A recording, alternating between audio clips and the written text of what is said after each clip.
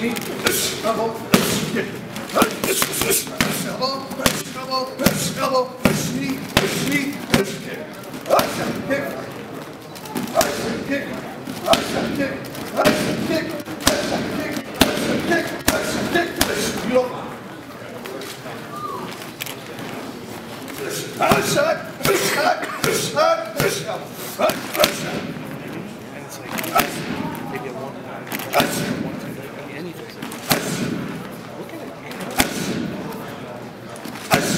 it here.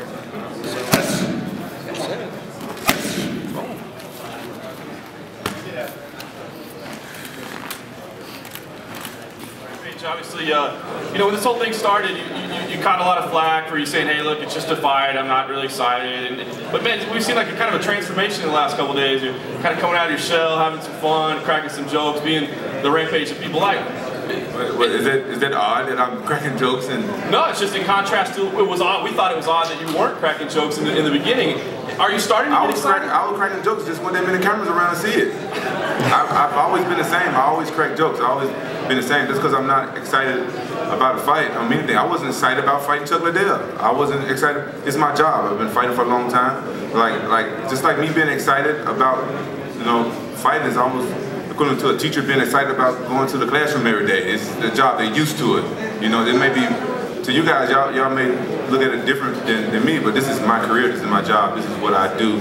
So I don't understand why it's hard for people to understand that I'm not excited when you know, I just keep it real. I don't know if other fighters be excited or not, I don't know. I'm excited to still be working and making a living and stuff like that, but it's like another day at the office for me, homie. Well, I love fight night. I love fighting and stuff like that. But I do hate the training. It's just me. But I love fighting. But what's your question though? If you do get excited off the juice and start flowing a little bit, you know, as you get close. Oh, I'm a human being. You know what I'm saying? I get excited. I get anxious. I get nervous.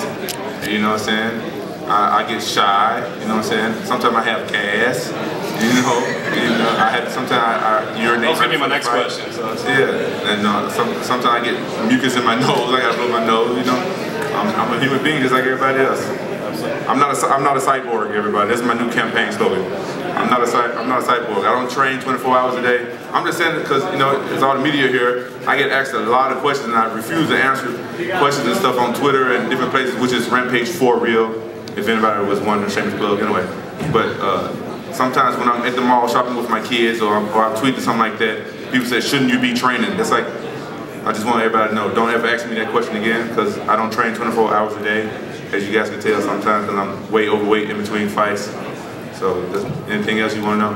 Do you think that will change at all? You mentioned the fact that, you know, you had to turn down that title fight. Do you think your off-season habits will change at all after this fight? I know you're not looking past this. Do you think my off-season habits will change after this fight? I don't think so. Yeah, he don't think so. Hell if I know. I hope so. I want to stay in shape, you know. That's why me and my friend Dave Roberts opened up a gym. And so I can, it's close to my house, so I can be more motivated to go in the gym and train, you know. So I'm trying to stay in shape because I'm just a lazy guy. You know, I train so much and it's like, I dread going to the gym. I'm lazy. I'd rather sit home and play video games. But, you know, things should change. I want to be champion again one day. You think I should try to fight? Because he said so, I'm going to do it. For Rick. Yeah, he said. Guys, we're going to bring Rick's story to the back for any one-on-ones. Rampage is going to stay here. Next question for Rampage. Rampage.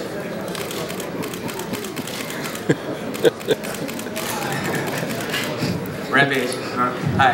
I was wondering, do you recall the last time that you actually got amped for a fight? Did I got what? Amped up, like more than a regular? I think my fight with Rashad Evans, I was really amped up for that fight, to be honest, because I really wanted to beat him, and I wanted to shut his mouth, and I guess that's maybe why I'm really not excited anymore. Maybe that has something to do with it because I was under the impression that we was going to go out there and, you know, get it on and do the thing, but it turned to like a weird, boring match for all the fans and stuff like that. And then lately, it seemed like everybody been just trying to take me down. I'm more excited. I would have been really excited.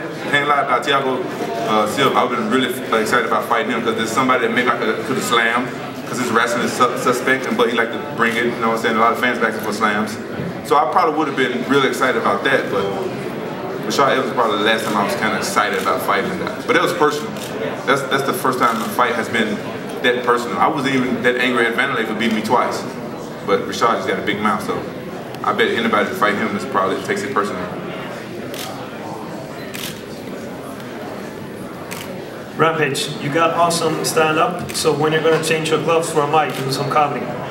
I don't know, man. You know, I get kind of shy sometimes. You know, the only time I can probably do comedy if like the UFC fans and MMA fans come there. If it's other people that don't know who I am, I probably wouldn't be able to do it. But it's like people who know my sense of humor over the years and know my personality, then maybe I can do that. But if it's other people that don't know me, you know what I'm saying, I'll probably get mad at people for booing me. I go out in the crowd and beat them up. Next you know I'm in prison. So probably couldn't do it.